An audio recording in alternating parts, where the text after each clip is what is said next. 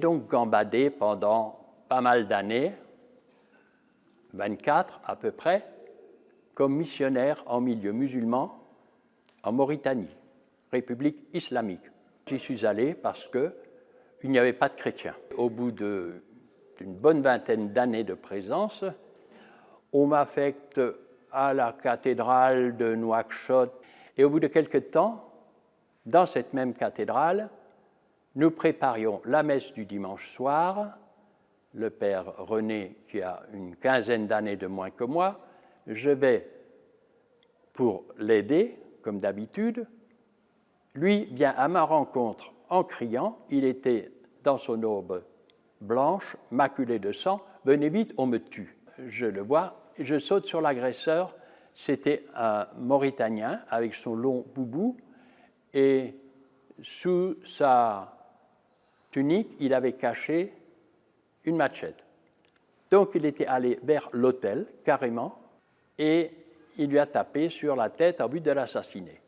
Quelques secondes après, je me trouve avec mon bras gauche dans ma main droite, toujours debout, je n'ai jamais perdu connaissance, et j'entends simplement « taillez-vous, planquez-vous, il y a un fou ». Et j'ai réagi à cette parole et j'ai couru vers la rue, sachant que là, il y aurait du monde. Il y avait du monde, mais tout le monde se taillait, tout le monde avait peur. Je finis par faire de l'autostop. À aucun moment, nous n'avons paniqué, ni René ni moi. Moi, quand je me suis trouvé dans cette voiture américaine, j'ai senti que j'étais entre vie et mort et que se présentaient pour moi deux routes. L'une, ça s'appelle la mort, ce n'est pas très grave, on n'y échappera pas, tôt ou tard, les copains vont continuer sans nous. Ou alors l'autre, il y avait encore une chance et c'était à moi de la saisir. Hop, je l'ai saisie et j'ai tiré mon chapelet, mon mouchoir et mes clés de ma poche et je savais que mon salut était là. On trouve l'entrée des urgences à l'hôpital national. Là, je me sens sur un lit d'hôpital. On nous rapatrie en France. Finalement, on est tout de même obligé de couper le bras. Mais tout cela, aussi bien René que moi, nous avons pu le vivre dans la sérénité jusqu'aujourd'hui. Ce que cet événement a changé dans ma vie, je dirais d'une façon immédiate, c'est une non-peur de l'avenir, une non-peur de la mort. Là-dessus, je suis très formel.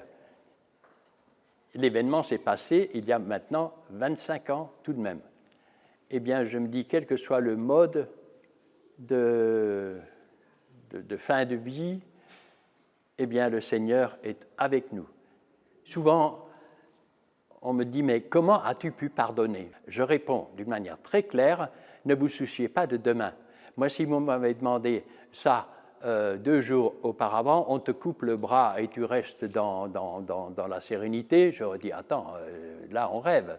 J'aime dire que j'ai une grâce de paix qui m'a protégé quelque part de l'agression intérieure. Je ne me suis pas senti agressé.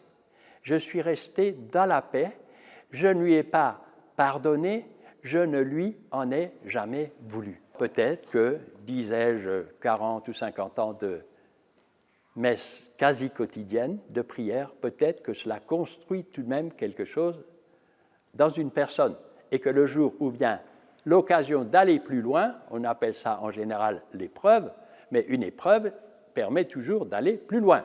Le Seigneur nous donne, m'a donné cette paix profonde.